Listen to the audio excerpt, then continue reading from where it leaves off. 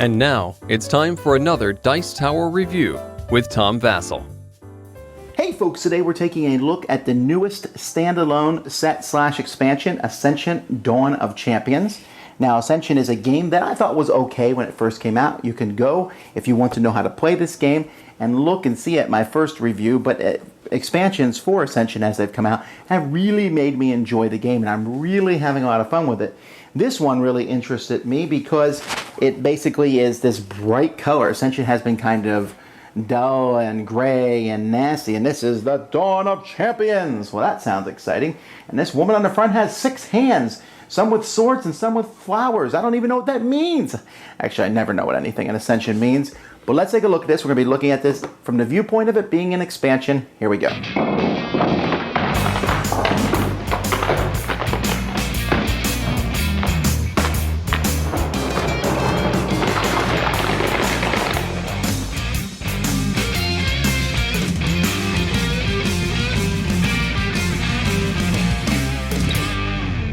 So again, remember, we're looking at this as an expansion, but you can play just with this.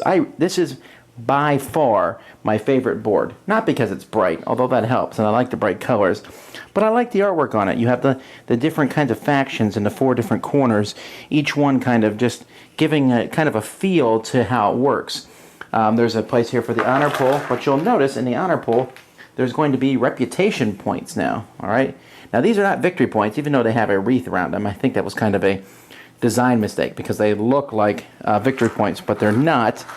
You also notice that there's new cultists and mystics and heavy infantry, and there's new apprentices and such for the starting decks and the regular cards, and there's different artwork on them. So if you are using this in its expansion as I am, well, there's a lot of different things, different artwork, but how many of these different mystics do you need? Now, the biggest change here are in the champions themselves. Now, each player is going to start with one of these champions. Now, there are 4 different champions. There's a Lifebound champion, the Mechana champion, the Void champion, and the Enlightened champion. Now, each of these champions comes with a matching card. So, for example, this guy Dartha comes with Dartha Master of Sight card. So he comes with that card. And you basically, whenever you do one of the things here in the card, you're going to get one of these reputation points. So, for example, whenever you acquire or defeat an Enlightened card from the center row, get a reputation. So, anytime you beat an Enlightened monster or get an Enlightened card, you get a victory, one of these reputation points. You can also pay 2 to gain an extra one. Now, why would you want these reputation points? Well, when you get to a certain number, for him it's 2, you acquire the card. So this card here, which lets you banish this or a card in your hand, if you do, you get a mystic or heavy infantry without paying its cost and put it into your hand. So that's kind of a useful card. It's not fantastic, but it's a useful card, and you can get it pretty quickly. I mean, with him, you can actually possibly get it on the first turn. Also, when you get to the 8 thing on each of these characters, you get a new special ability called Rally. Now, Rally is an interesting thing. The way Rally is going to work is, as the game progresses, so he gets Rally Enlightened. And whenever you rally, so in the middle of the table, let's say you have these different cards here. So let's put out a row of cards. They're in the middle of the table. And let's say it's your turn, and you buy the Prospector Scout. Okay? So you buy the Prospector Scout, who's a good guy, gives you 2 money, and the next time you get a contract in the center row, you can rally Mechana. Hey, it's another rally. Well, the way rally works is let's say I have Rally Enlightened right now. When I'm refilling this, I look, is it Enlightened? Well, it is, and that's good because this is a dual hero, Enlightened Void hero. I immediately get this for free. Woohoo! And now it's a Mechana hero. So had I done that other one where I rallied Mechana, then I would have immediately taken that card. So the rally cards give you a 1 out of 4 chance of acquiring it. However, there's even a higher chance because there's a lot of dual people in this deck, although that chance will go down if you mix this set with other sets. And so really the difference here between these champions is essentially they each rally a different type, and they have different prices for when their card comes in. And so, for example, Core's card is a little better because it gives you 2 fighting and 2 money, and if you control 2 or more constructs, buy a card. while Nari is only a 3 to bring her in, but she gives you a point, draw a card, and you unite to get another point and draw a card. So these are some of the, these are the 4 champions in here. I kind of wish they had more champions, but I suppose this is enough to start. Now, let's take a look at some of the other cards. There's a lot of different cards that come in this faction. Now, you'll notice that this is a monster, but it's a life-bound monster. Now, this matters for a few things. For the rallying, for the most part. So, the monsters here, you can defeat them as normal, and you defeat this one, you get 5 points, and you can get a hero who costs 5 or less. But you can kill these monsters automatically if you flip them over, like here, when you buy this guy, you rally Lifebound. So if I put him out, as soon as I buy him, and I flipped over this Lifebound monster, I would immediately defeat it. This guy also lets you spend money as if it was attack power to defeat Lifebound monsters this turn. So again, they're just adding traits to the monsters. So here's another Lifebound monster here that gives you 3, and you can put a hero from the discard pile on top of your deck.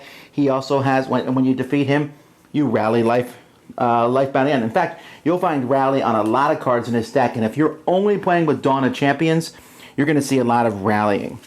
I also mentioned before, but there's a lot more of the duel. This is not the first set that this was introduced in, but there's more of the duel thing. So here we have a Lifebound Mechanic Construct.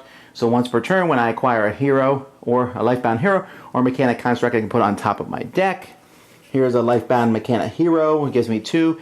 And I like this one, he gives you a point for each faction among the constructs you control. So he could be worth 4 points, a pretty cool guy. This is a pretty nasty monster.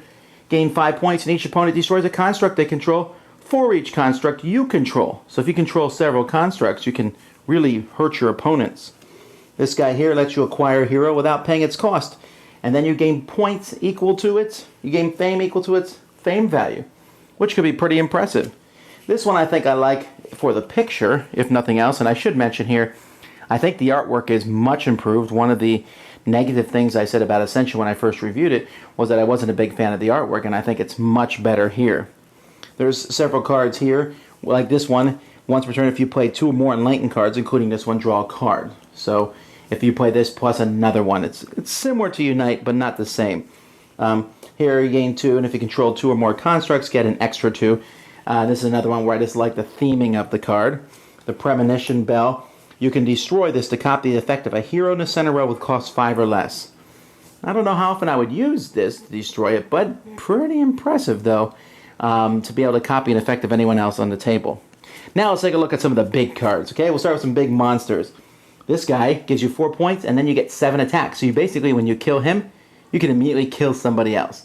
And Rally Monster, which means you flip a card over. If it's a monster, you automatically defeat it. Really neat. Not as powerful as this dude here, this Xeron Lord of Dalefall. He gives you 6 points, and you can now defeat heroes in the center row by paying attack equal to their cost. And that's, not only do you get, if you do that, you will get points equal to their point value, and you'll copy the effect of that hero. That's some pretty impressive, that's kind of like a game changer thing. And again, you have to get 9 to defeat this guy, but when he comes up, people are going to blink. Then we have Adam here. When you get him, you can take a construct in the center row without paying its cost. And he also gives you 4 money, which is nothing to scoff at. The Canopy Sanctuary, once per turn. You can flip the top card of your deck. If it's Enlightened or Lifebound, you get 3 points.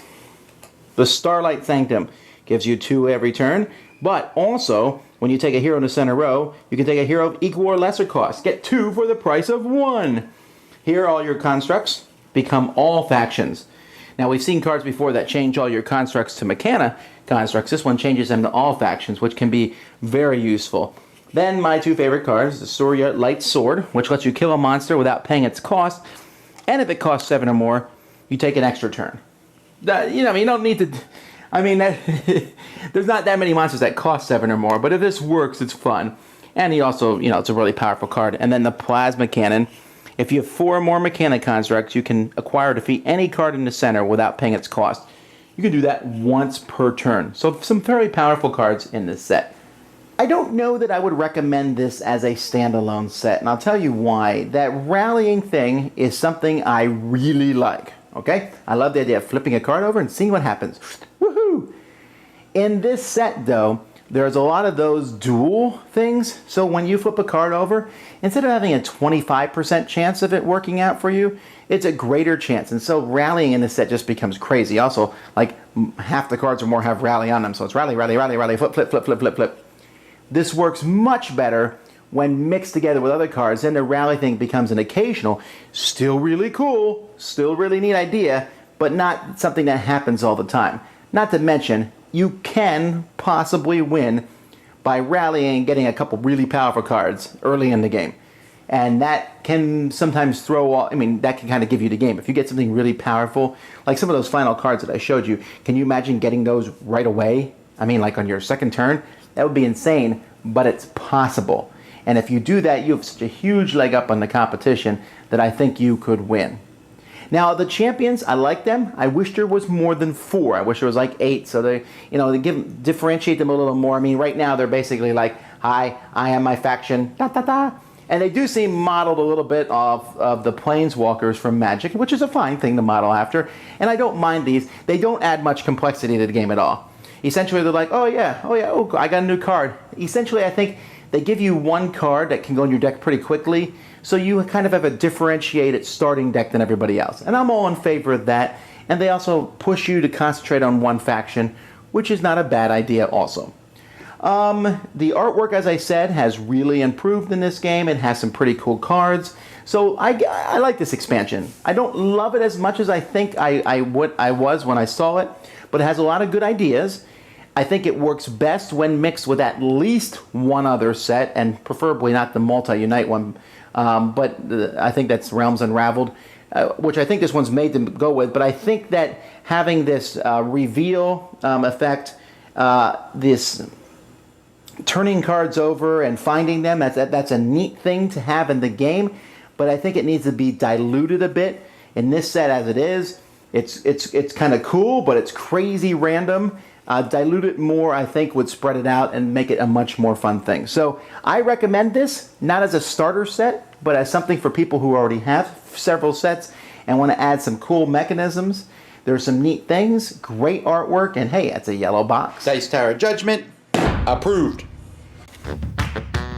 Thanks so much for watching the Dice Tower videos. Find more great videos and reviews, as well as our top-rated audio podcast at Dicetower.com. You can also find other great shows at Dicetowernetwork.com. I'm Eric Summerer, and you've been watching The Dice Tower. The Dice Tower is sponsored by Cool Stuff Inc., where you can find great games for great prices. Cool stuff in stock. Check them out at CoolStuffInc.com. Shut the door! Shut the door! Shut the door!